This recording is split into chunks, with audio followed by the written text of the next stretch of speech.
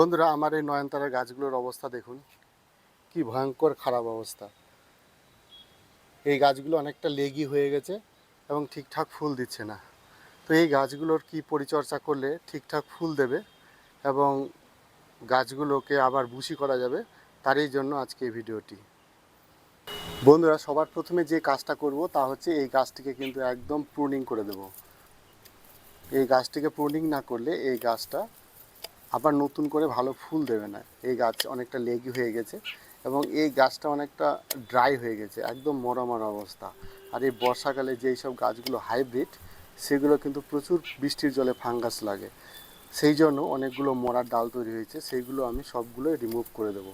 তো আপনাদের বাড়িতে যদি এরকম নয়নতারা গাছ থাকে এবং সেইগুলোর অবস্থা যদি এরকম হয়ে যায়, তাহলে প্রথম যে কাজটা করবেন তা হচ্ছে এই গাছগুলোকে একদম হার্ড প্রুনিং করে দেবেন এবং যতগুলো মরা ডাল আছে সেই মরা ডালগুলো এখান থেকে রিমুভ করে দেবেন। এই গাছগুলো রোদ খুব পছন্দ করে, তাই গাছগুলোকে ফুল সানলাইটে রাখা আছে, কিন্তু গাছগুলো একদম রুগ্ন দশা হয়ে গেছে, ফুল দিচ্ছে না ঠিকঠাক। তো এই গাছগুলোকে এখন একটু কাটাই ছাঁটাই করে একটা খাবার প্রয়োগ করব। ফুলের মায়া একদম করলে চলবে না, এই গাছগুলোর যথেষ্ট পরিমাণ ফুল প্রদান করে না এবং গাছগুলো আরও ফুল প্রদান করবে এবং গাছগুলো দেখতেও সুন্দর হবে। তার জন্য আমাদের যেটা করতে হবে তা হচ্ছে এই গাছকে কিন্তু খাবারও প্রদান করতে হবে।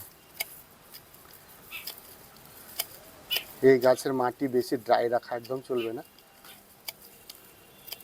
প্রতিদিন এই গাছে জল দেওয়ার চেষ্টা করতে হবে এবং ড্রেনেজ সিস্টেম খুব ভালো করতে হবে। ড্রেনেজ সিস্টেম যত ভালো করবেন এই গাছগুলো তত ভালো থাকবে। এবং মাটি তৈরি করার জন্য আপনারা যেই কাজটা করবেন তা হচ্ছে আপনারা 30% যদি নেন গার্ডেন সয়েল, তাহলে 20% অবশ্যই নেবেন বালি এবং 30% নেবেন কম্পোস্ট এবং 20% নেবেন কোকোপিট। এইভাবে যদি আপনারা মাটি তৈরি করেন তাহলে এই গাছের গোড়ায় কিন্তু জল জমবে না। আর এই গাছগুলো বর্ষাকালে গাছের গোড়ায় একটু জল জমলেই, বিশেষ করে হাইব্রিড যে গাছগুলো, সেই গাছে কিন্তু ফাঙ্গাস লাগে এবং গাছগুলো মারা যেতে পারে। বন্ধুরা, এই নয়নতারা গাছের গোড়ার মাটিতে কিন্তু প্রচুর আগাছা হয়েছে, বর্ষাকালে প্রচুর আগাছা হয়, সেই আগাছাগুলোকে কিন্তু এখন আমরা রিমুভ করে দেবো। আর প্রচুর পাতা পড়েছে, যাতে গাছের গোড়া ফাঙ্গাস না লাগে, তার জন্য এই পাতাগুলোকে আমরা রিমুভ করে দেবো।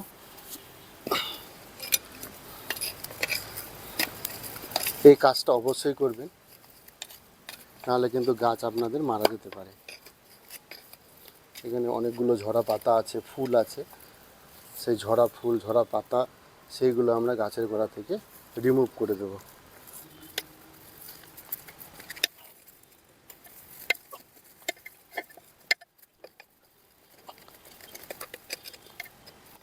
দেখুন, আমার সব গাছের আগাছা একদম রিমুভ করে দিলাম, আর সঙ্গে যতগুলো ড্রাই লিফ এবং ঝরা ফুল ছিল সবগুলো রিমুভ করে দিলাম এবং একটু হালকা হলেও গাছের গোড়াটা খুঁড়ে দিলাম। এরপর যেটা আমরা করব, দেখুন প্রচুর মরা ডালপালা আছে কিন্তু এখানে, এই মরা ডালপালাগুলোকে আমরা অবশ্যই কেটে ফেলব। প্রচুর মরা ডালপালা হচ্ছে, এইগুলো বর্ষাকালে ফাঙ্গাস লেগে পচে গেছে এবং শুকিয়ে গেছে। এগুলো গাছের এইভাবে থাকলে গাছটাও দেখতে খারাপ লাগবে এবং গাছ তার প্রয়োজনীয় এনার্জি এইগুলোতে নষ্ট করার জন্য ফুল ফলও সেরকম পাবেন না, তাই এইগুলোকে রিমুভ করে দিতে হবে।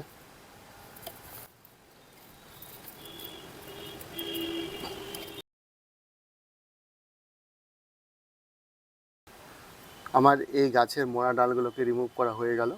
এবার আমি যে কাজটা করব তা হচ্ছে আমি কিছু খাবার দেব গাছে।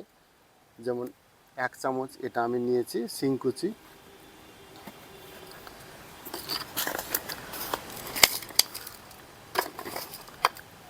1 চামচ আমি হাড় গুঁড়ো নিলাম, 1 চামচ আমি নিমখোল নিয়ে নিলাম। এবার এর সঙ্গে আমি 1 মুঠো এরকম গোবর সার নিয়ে নিলাম। এটাকে আমরা খুঁড়ে দেব। ঠিক প্রত্যেকটা টবে আমি একই রেশিওতে এরকম একটা খাবার দিয়ে দেব আর এইভাবে গাছের গোড়াটা খুঁড়ে দেব।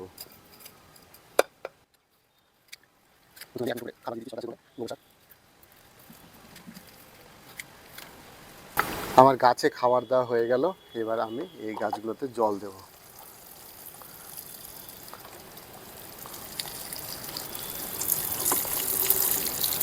একটু ভিজিয়ে দেব, কারণ এর সঙ্গে আর একটা কাজ বাকি থাকলো, সেটাও আপনাদেরকে এখন বলবো।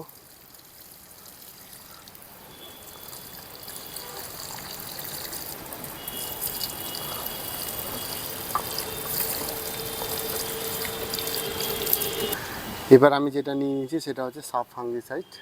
এটা আপনারা বাজারে পেয়ে যাবেন। এটা হচ্ছে অ্যান্টিসেপটিক, এই গাছে ফাঙ্গাস লাগবে না। এই মাথাগুলোতে জাস্ট এরকম করে অ্যাপ্লাই করে দেবেন। জল দিয়ে আমরা একটু ভিজিয়ে নিয়েছি, জল দেওয়ার সময় খুব সহজেই এই ফাঙ্গিসাইডগুলো এইখানে আটকে যাবে। এতে কী হবে, এই গাছগুলোর ডাইব্যাকে যে সমস্যা সেটা হবে না, গাছগুলো ভালো থাকবে এবং গাছগুলো থেকে নতুন প্রচুর পাতা বেরোবে এবং 15 দিনের মধ্যেই এই গাছ থেকে কিন্তু প্রচুর আবার ফুল পাবেন আপনারা।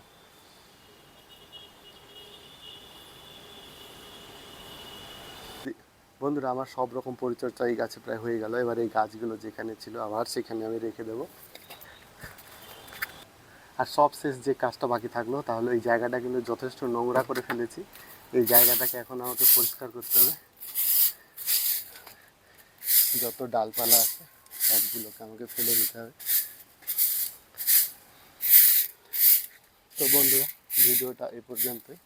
আশা করি আপনাদের ইনফরমেটিভ মনে হয়েছে। আর ভালো লাগলে অবশ্যই লাইক করবেন, আর চ্যানেলে নতুন হলে সাবস্ক্রাইব করবেন। আর পরবর্তীতে আর একটা ভিডিওতে আপনাদের সঙ্গে দেখা হবে। ভালো থাকবেন।